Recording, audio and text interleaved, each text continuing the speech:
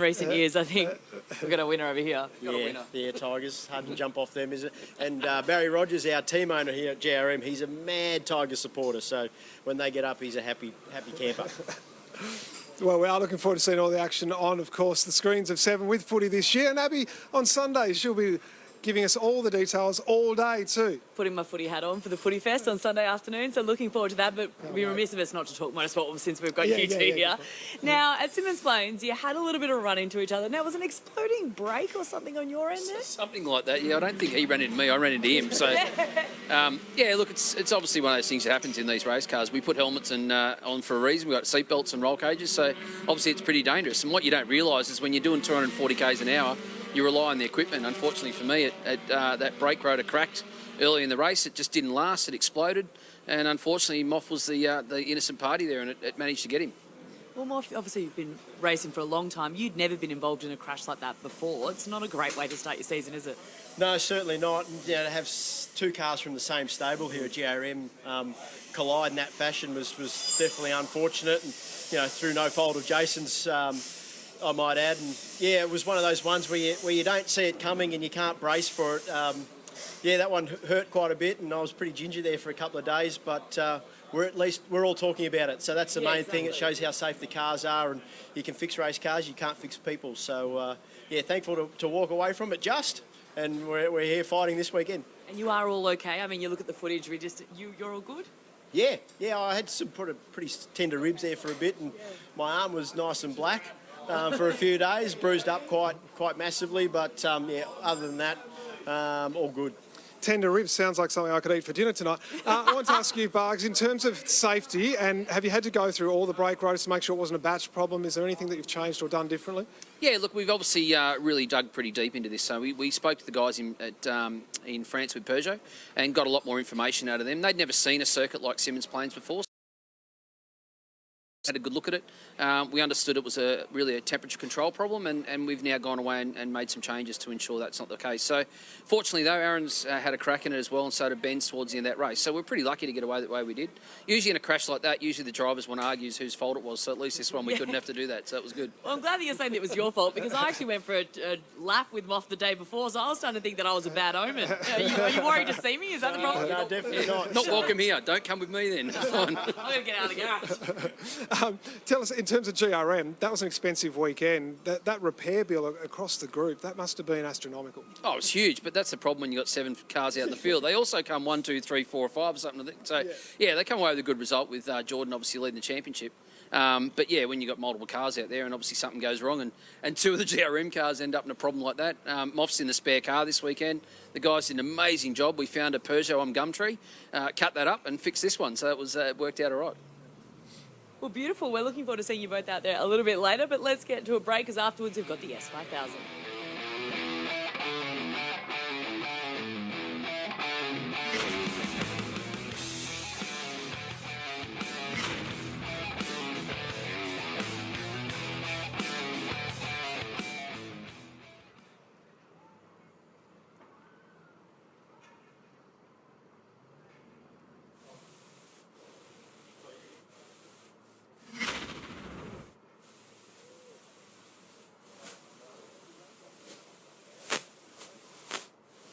What would you like me to do, sorry? I don't actually know, because I've just had to go and get a rain jacket and an umbrella on, and I'll go find him.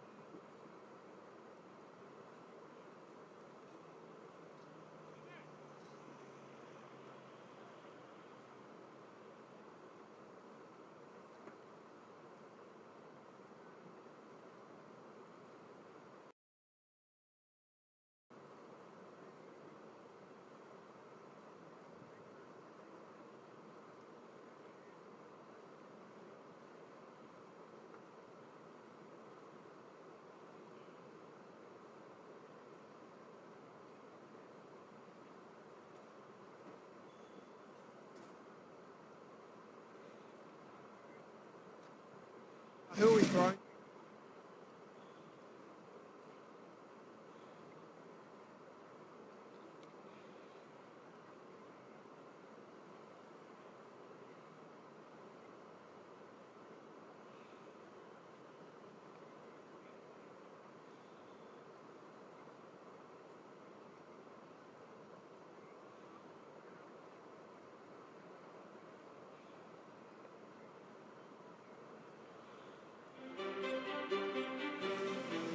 Well, Phillip Island, not only famous for its motorsport, but its fairy creatures as well, the penguins, who you'd have to say would be quite comfortable in the conditions at the moment, Stubbsy, because it has turned enormously since we arrived this morning. That's right, the little penguins as they are these days, not the fairy penguins, the little penguins, but this place has got all sorts of things, something for everyone at Phillip Island, not just about motorsport. You've got all sorts of tourist attractions. The food and the wine is fantastic as well.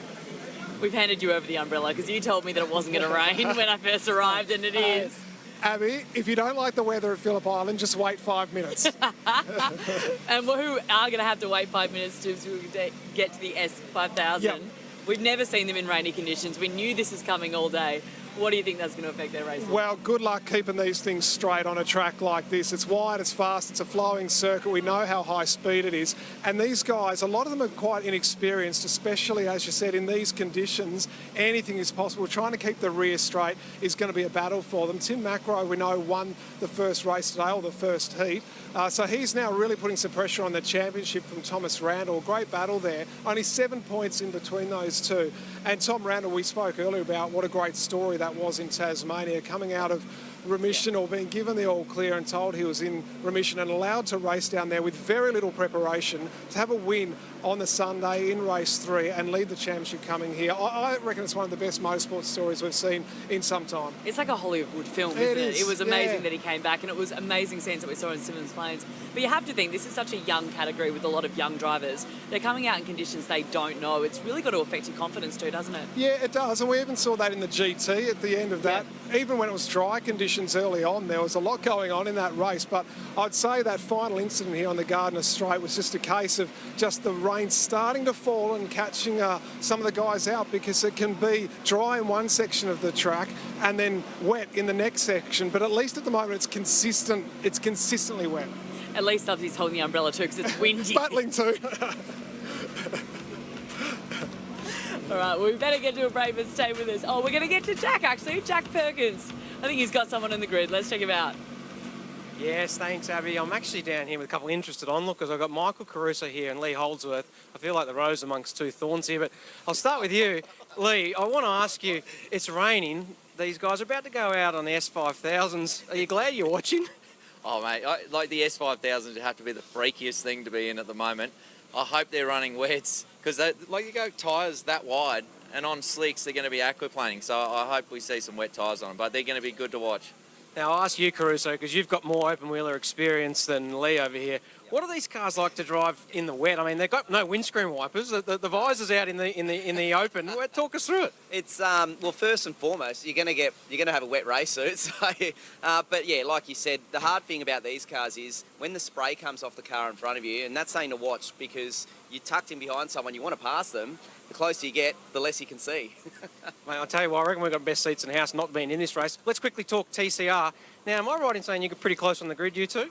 Yeah, we're a little close. Yeah, we're on second row together, so a couple of Audis in front of us, a couple of Audis, Alphas behind them. So we're going to try and jump them at the start and then shake and bake.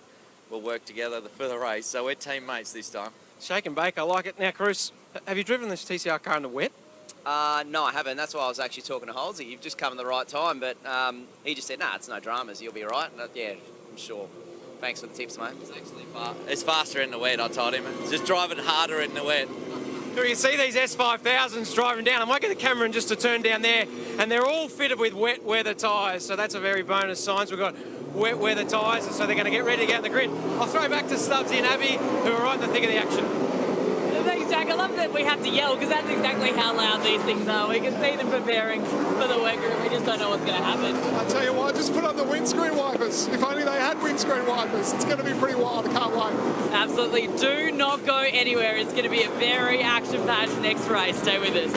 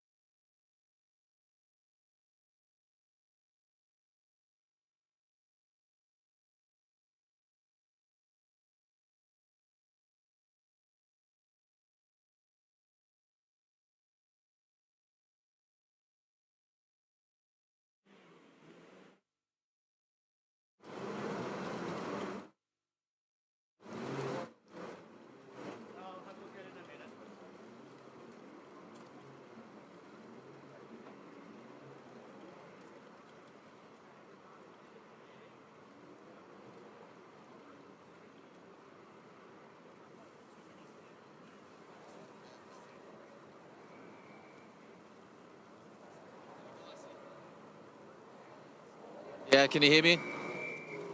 Can you hear me? Yep.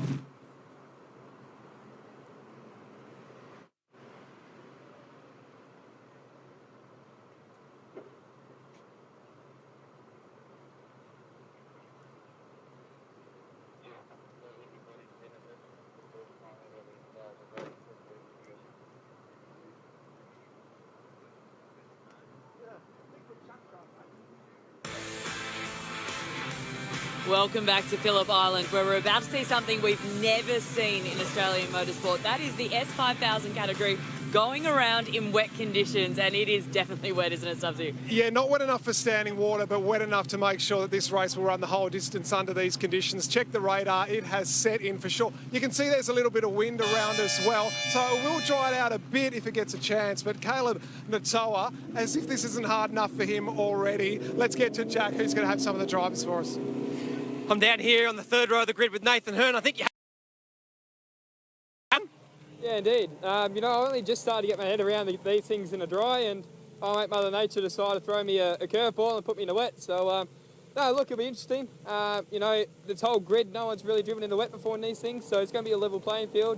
But yeah, look, we're just going to have to wait and see what happens, and fingers crossed we can just keep her on track. All right, mate, go well. All the best. Keep it on the black stuff. Back to the commentators.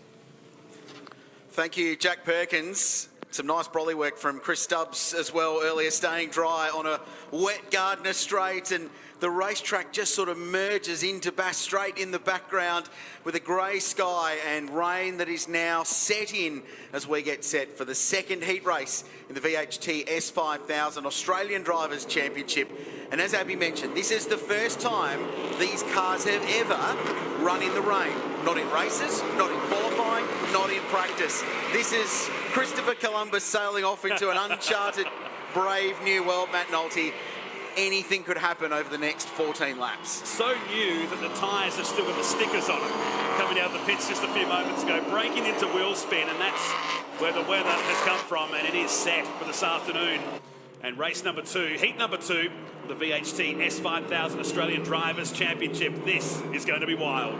And the incredible story is that the top 8 in qualifying were reversed to set the grid for this race, which means 19-year-old Caleb Natoa from Martin in New Zealand, so at the bottom end of the North Island, will start this race from pole position. His first laps in this car was in qualifying this morning. Alongside him, the 17-year-old teenager. His name is Cooper Webster, and he's a young guy on the march coming forward quickly.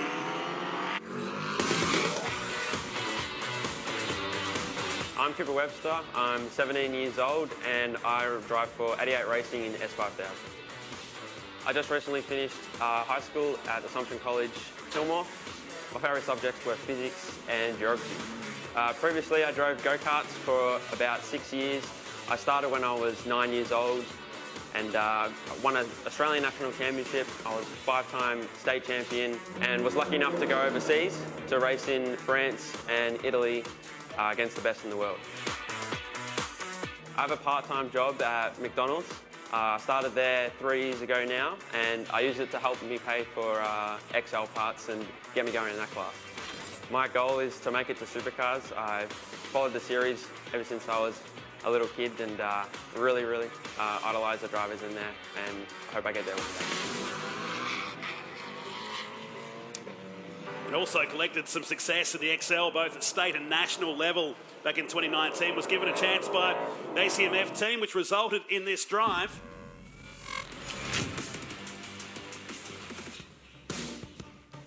And we get set for race number 2, heat number 2. You'll see the Kiwis starting off the front row with Cooper Webster. This is going to be wild into turn number 1. Ricky Capo and Lewis Leeds on the second row of the grid. Go back to Nathan Hearn and Thomas Randall. A bit of experience on that row. Row number 3 here today. Tim Macro, race 1 winner earlier today, and James Golding joins him for company in the Team Valvoline entry car 31. Braden Wilmington and Joey Mawson. The back should be Antonio Astuti in the yellow tail. Astuti Motorsport, car 39 for this 14-lap journey in wetting conditions here at the island. So Ricky Capo hasn't made the grid in car 92, a vacant slot next to Lewis Leeds. And in race 1 this morning, if you missed it, Braden Wilmington, his car snapped a rear axle as he launched. He said it's the first time it's ever happened. They put 2 brand new axles in, left and right, just to make sure. Well, this is brand new territory for Australia's premier open wheel category. Wet conditions at the island and they all burst into wheel spin as they put 560 horsepower to the ground. Natoa burst into wheel spin. Lewis Leeds flies down the inside looking for Cooper Webster. But where's Thomas Randall come from? From the back of the field, he's third. Now he's second, up the inside of Leeds. An enormous start for the championship leader. And how cool is it to see Spray for the first time in a long time, and the first time for this category. Oh, Golding had an enormous moment but held on to it. Randall was out on the curb as well. Now, how did he get away with that? In the spray, couldn't see a thing, but it's Webster that leads us down to Honda Hairpin. Right in the middle of the circuit, you've got Leeds. Leeds just pulls the car up for the Honda Hairpin. And that could have been interesting, but it's dropped a lot of pace from the guys ahead. But Webster leads, Hearn holding off Tom Randall here, who easily made the start of the race. Randall round the outside on the go-kart line at Siberia. How they got through that, we just saw a glimpse of that dark blue Team Valvoline GRM car at 45 degrees to the ideal direction of travel. The big fistful of opposite lock, but somehow Jimmy Golding held on to it. Hearn's doing a super job as well. 3 third-place finishes in the last 3 races. And he's got past Randall again. Mawson again has made up ground on the opening lap. Interestingly, Tim Macro hasn't. Our race 1 winner still in 8th position. He started this one 7th and now goes up the inside of Natoa. The Kiwi will be shuffled back to 8th place, but what a baptism of fire for him. Heard up the inside of Leeds now through turn 12. He's going to lose a ton of pace at the same time as Leeds in the 92s will stack up the field behind us through the Mr. Spray. Come the S5000s are well driven by every single one of them. They were scary conditions as Randall fires it down the inside. Golding thinks about it at the same time. Will he get the job done? The door's open. Can't quite get it done, but it's Webster, Hearn, Leeds and Randall on lap number 2. What an outstanding bit of race car driving from this incredibly talented field to get through the opening lap on really cold tyres and in brand new conditions that they're all feeling out. It shows the level of capability up and down the Gold Star field. So Hearn up to second. Now Randall dives down the inside, left it very late to get the car turned in. Oh, they're squabbling for grip, but the traction goes with the Castrol car.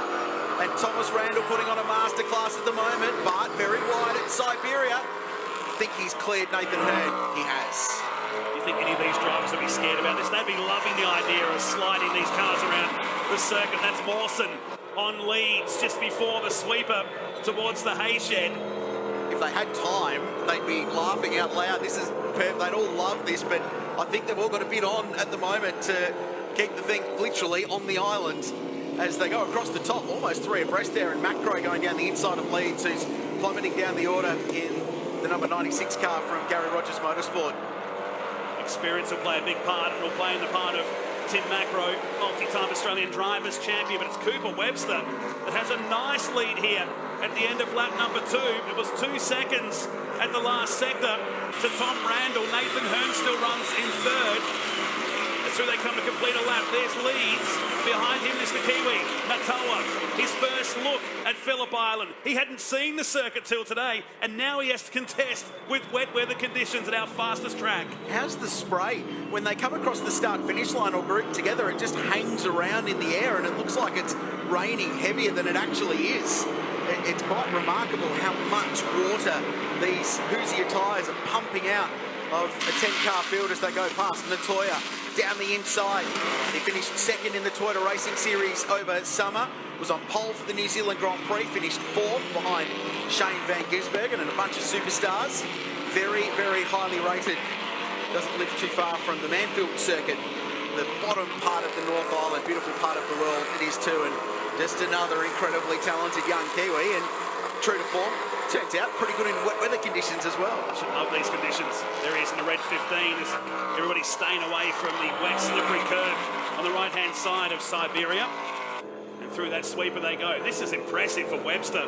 The gap hovers at 2 seconds, but you've got some real open-wheeler experts behind him. Tom Randall, who tasted success over in Europe a few years ago, in similar conditions, it must be said, to what we've got here today. Side of Lewis Leeds at Lukey Heights in the rain in what amounts to, where are we, we're 2 laps into this race, so his total sum experience in S5000 is now about 25 laps all this morning. This is really, really impressive. He came into this weekend, he missed practice, he couldn't get here in time because of the COVID lockdowns in Auckland and the way international travel works at the moment. Finally was cleared to travel on late Thursday night, so was on the first flight out Friday morning, missed practice, came in today with, let's just test. This is all practice, get some miles, get some experience. At no point, I'm sure, did he think he would be not level with some really experienced race car drivers in the rain in his 2nd ever race in this category. Now is he going to double up this weekend, next weekend? Yes, yep, he's in for the rest of the season. That's incredible. Great addition to the category. Down at turn 4, Hearn, Golding, and just behind us, Joey Mawson, who started from position number 10 in car 27. Another one of the drivers that has announced that he'll continue for the rest of the S5000 Championship. Seems like they all just slid through Siberia. They did. No, that's because they did. The usual lines. Just seemed like the usual lines don't matter in these conditions. They're doing 38s, which isn't slow no. around this place, but in these conditions, it's quite remarkable. Cooper Webster is doing an outstanding job at the moment, and only this lap has Randall started to peg that leading margin. And Jimmy Golding, meanwhile, in that dark blue Valvoline liveried entry, has only one driving style, it seems, in these conditions, which is steering the opposite direction of the corner with some opposite lock, a car dancing around on top of the racetrack. Very exciting to watch. He's running 4th. Randall fastest lap of the race, but only pulled 2/10 out of the race leader. 17-year-old who works at Macca's and just finished high school is leading the current championship leader, and a guy we all believe is destined for superstardom in our his career today with this effort in race number 2. Out of Southern Loop we go. Someone else that should benefit from these conditions is Braden Wilmington, back in 9th position. Nice to go sideways on a Saturday. Oh, this is big. GRM boys side by side through Stoner Curve. Actually, that's Joey Mawson putting a move on Jimmy Golding. So Hearn's out in front of this battle pack now, and Golding's lost a spot. So Mawson using lots of experience, and he spent time in the UK and Europe, so I'm sure he's done plenty of wet races in Formula 3. Raced in the F3 Euro Series, FIA Formula 3. And making some ground. So Joey up to 4th position. And the reason he started this race so far down the field was due to the fact that qualifying did not go to plan. He didn't get a fully timed lap in ran a little bit wide on an exit curve and broke the front wing of that car in qualifying this morning. So unfortunately, Joey started right down the back in race 1. He started right down the back in race 2 because he missed the grid switch. But he's had to do his talking on the racetrack, and so far, so good. He made up ground and climbed his way up the order to 5th place from 10th in race 1. And he's done the same in this, but he's one position better off already, up to 4th. Gap is less than a second, first to second now. So Tom Randall is tucked in behind the ACMF Finance entry of Cooper Webster. You're watching Nathan Hearn, Mawson pulling out of the spray to make the move into turn number 1. We'll watch the background of the shot. Does the 27 make the move? Not this time. Not this time. So he settles for 4th. Let's remember, he won the German Formula 4 Championship a few years ago against one Mick Schumacher, who goes into Formula 1 this year. It's great to have him in the series for 2021. We're heading to a break. Wet conditions here at Phillip Island. The leader is Webster from Randall, Hearn, Mawson and Golding. Stay with the battle for the moment while Mawson continues to apply the pressure to Hearn. And the battle for the lead continues to build. So 0.7 now the margin. Stick with the action. Randall slowly hunting down the race leader. Cooper Webster's done such an outstanding job. I know this team have got high raps, and Albert Kelleher, who runs the 88 Racing ACMfinance.com outfit, they copped a little bit of flack when they took a kid out of Hyundai Excel Racing and plopped them into what are Australia's fastest racing cars. 560 horsepower, big wings, big tyres. But they said, just give us time. Give us a chance to show what this guy can do. And even if he gets hauled in by Tom Randall in this race, even if he doesn't win it, he is making an enormous exclamation point about his ability behind the wheel. Because how many times over the years have we talked about the wet weather ability of race car drivers being the real test, the real example of what they can do. The margin's down even closer. Hearn still being chased by Mawson. So we've got a battle for the lead. We've got a battle for 3rd place. So Randall staying with Webster. It was halfway home, and Webster holding back Randall. Gap still 5 seconds. Back to Hearn, Mawson and Golding. These wet conditions really starting to show the cream rising to the top here at Phillip Island.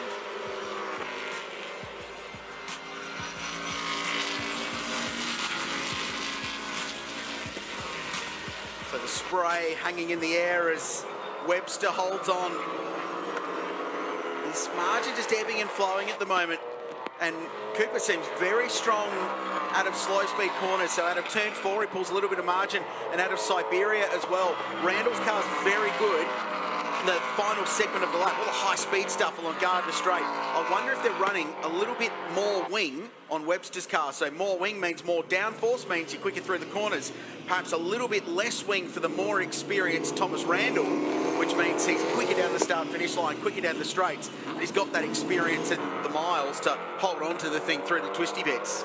We're mega impressed, Kralsey, with this entire field. We haven't had any kind of spins, touch wood. That's the back of my head. Oh. And now Mawson pulls out to make the move. He's been waiting for this opportunity and gets the job done through the left-hander and moves up into 3rd spot. And now we'll have Nathan Hearn harassing him for the final 6 laps of this race. Plenty of time for Joey Mawson to go out after our leaders. If they keep battling in front, Mawson could catch them. He has clearly got the car speed to do the job. Nice overtake, cleanly done. And he's up to 3rd place. It's so nice. Joey's had a really tough couple of years. He ran in Porsche Super Cup, didn't get great results there. That program came to an end.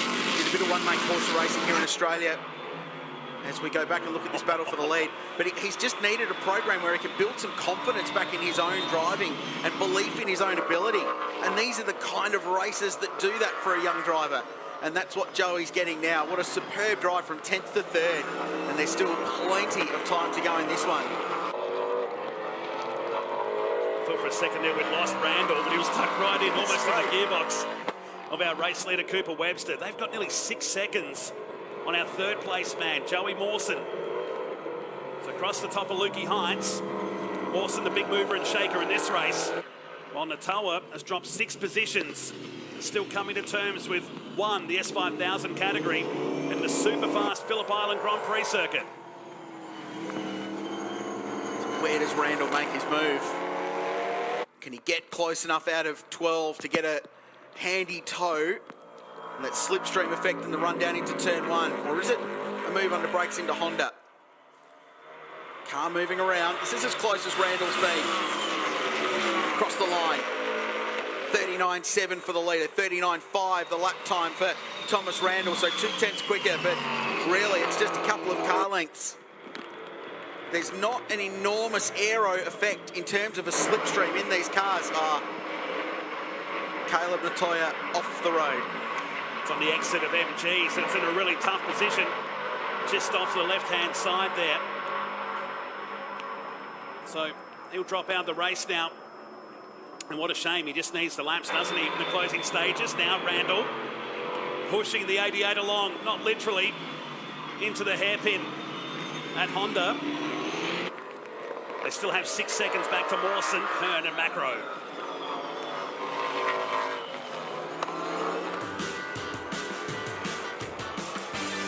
The rain is heavier than ever at the Phillip Island Grand Prix circuit as we welcome you back to a compelling, captivating motor race and a battle for the lead between a 17-year-old who works at Macca's during the week and Thomas Randall, who's got new Castrol sponsorship and is the championship leader in the VHT S5000 Australian Drivers' Championship. The young Kiwi Caleb Natoa is parked on the exit of MG turn 10. The car stranded there, but at the moment, no sign of a yellow flag, and race control looks set to let this run to its conclusion. And we're being told, as of now, they're going to deal with that under local yellows. This is as close as Randall's ever been to the back of Cooper Webster, tucked up under the rear wing of this car as they get to the line. Is there a move at turn 1? Does Randall go? He tried, but Webster was up to the job. The spray pouring off both those cars. He'd been blinded by that heading down the Gardner Straight. So he showed his hand, but did he do it too early? Imagine the sense of relief when Tom pulled out of the spray. It's like, oh, I can see there is a turn 1 down here. I'm approaching at 260 odd k's an hour. Because all he's focusing on, if he can see it, is the red light. Oh, Randall had a really big tank slacker and he's still having a slide. And held on to it. And that's just given a bit more breathing room to the race leader, Cooper Webster. It is raining harder than ever. Meantime, behind this, Mawson has found a bit of time. He's just in the background of that shot. So Randall attacked Webster, going down to turn number 1. This is the move that Mawson put on Hearn just a few laps ago now. And the door open, that's the only invitation that Mawson needed to go past Nathan Hearn in the Valvoline entry, car 29.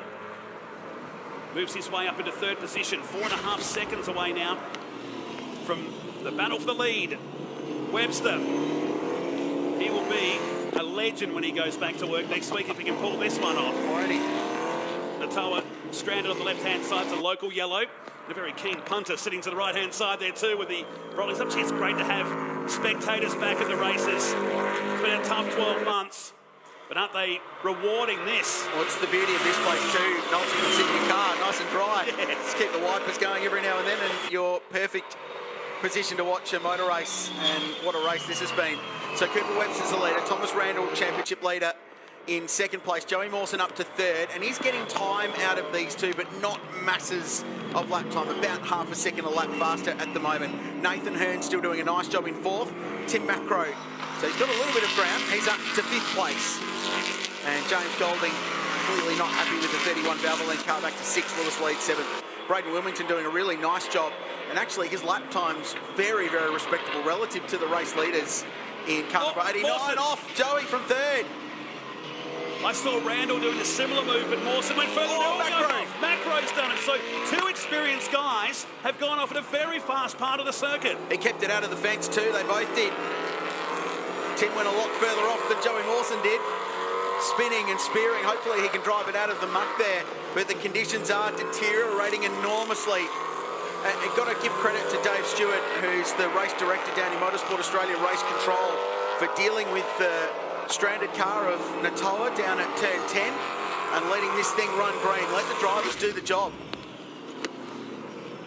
That's such a high-speed place to have a moment, isn't it? Even in dry conditions, we went down there and watched in practice one, and it was flat, but it wasn't easy flat in dry conditions. So can only imagine what turn 3 is like in the rain, which you can hear hitting the microphone on the camera down there at the exit of turn 12. Certainly has picked up in the last few moments as Webster comes through and starts the final lap. Evidence of that main straight is that big sheen of water on there now as he appears from the spray and into turn number 1.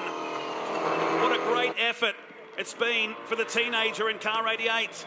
The ACM Finance team, they'll be loving the fact this car is out in the lead. Randall, who made up 4 spots. Mawson didn't lose a position with that lose through turn 4 just before. And neither did Tim Macro. They've had underpants changing moments and they have retained position. Quite amazing. Cooper Webster successfully navigates turn 3. That's a big box ticked on this final lap. What a stunning performance this has been. The stories that will be told in the 88 Racing ACM Finance squad after this race. And a champion-style drive from Thomas Randall to get some points. Yeah, and the respect level will go up too from Randall. Watching this young guy ahead, and he really had to work for it.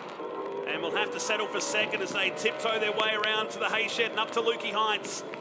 On the final lap, the first ever wet race in S5000 competition. And we're going to feature a brand new winner as he heads down to MG.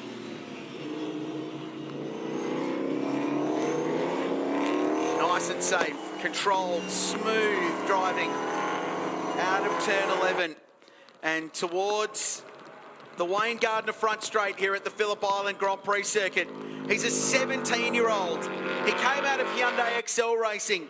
No one thought he'd be a race winner, but in the worst conditions available, Cooper Webster wins at the Phillip Island Grand Prix circuit in pouring rain.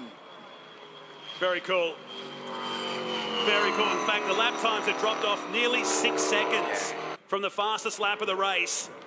But Cooper Webster, he'll be the talk of the paddock in S5000 tonight. What a drive in absolutely challenging conditions. Mawson got home for 3rd, Hearn for 4th, and Macro, after his lose, will complete the top 5 in an epic heat number 2. Tim Macro got away with one there. That is a 5th place he will savour.